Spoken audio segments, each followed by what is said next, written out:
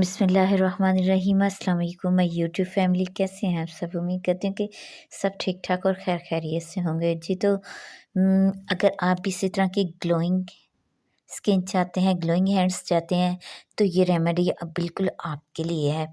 इससे ना सिर्फ आपके हैंड्स और फीट्स वाइट होंगे, अब बल्कि आपकी जो है ना स्किन ग्लो करेगी। तो आ जाते हैं रेमेडी की तरफ। और सबसे पहले आपने 1 चम्मच जो है ना वो नमक ले लेना है, और 1 ही चम्मच आपने ना मीठा सोडा इसमें ऐड कर देना है। विनेगर आपने ले लेना है, 1 चम्मच आपने विनेगर ऐड कर देना है। विनेगर ऐड करने के बाद ना इसका ना एक रिएक्शन होगा, तो ये देखिए ऐसे ना इसमें से बुलबुले बनने लग जाएँगे। तो आपने ना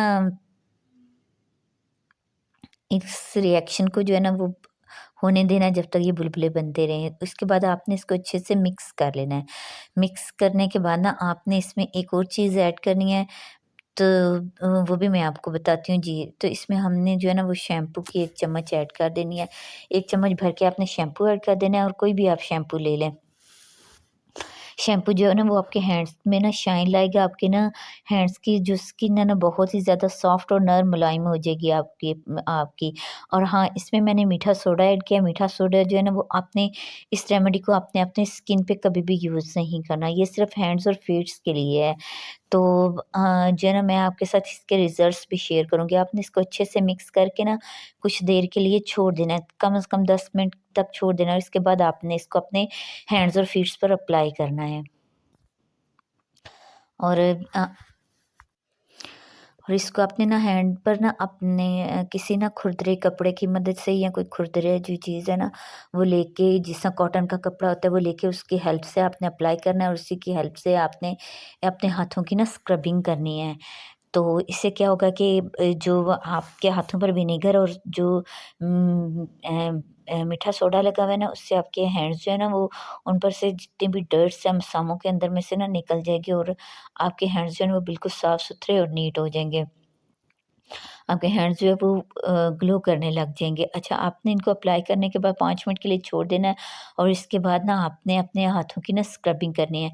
जैसे-जैसे आप स्क्रबिंग करेंगे, आपके हाथों का ना मैल जो है ना जितना, वो रिमूव होगा, और आपको खुद फ़ील होगा कि आपके हैंड्स में ना एक सफ़ेदी आ रही है। ये चेक करें, आप मेरे हैंड्स पे चेक कर सकते हैं, और इसमें ना जो मैं रगड़ रही थी, तो इसमें से जितना मैल-कुचैल था वो निकल रहा था, और जो मेरे हैंड्स हैं वो बिल्कुल साफ-सुथरे और नीट हो रहे थे, और नीचे से एक साफ स्किन निकल रही थी।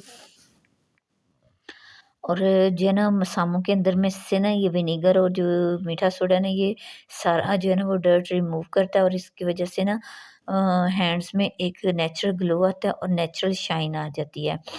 तो आपने जो है ना खुरदरे कपड़े की मदद से इसकी कम से कम 10 मिनट तक स्क्रबिंग करनी है, और स्क्रबिंग के बाद आपने ना अपने हैंड्स वॉश कर लेने हैं साफ़ पानी से, नॉर्मल से। अच्छा, ये देखें कि मेरे हैंड्स में अच्छी खासी शाइन आ गई थी, और मेरे हैंड्स ग्लो करने लग गए थे।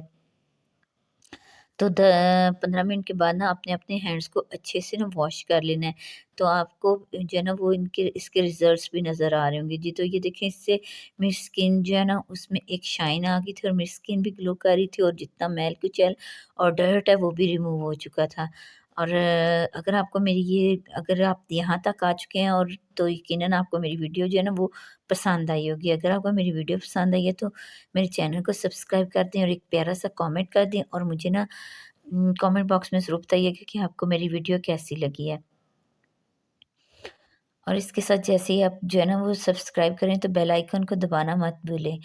इससे आपको मेरी आने वाली हर वीडियो का नोटिफ़िकेशन ज़रूर मिलेगा। इसके साथ मुझे दीजिए इजाज़त। अल्लाह हाफ़िज़।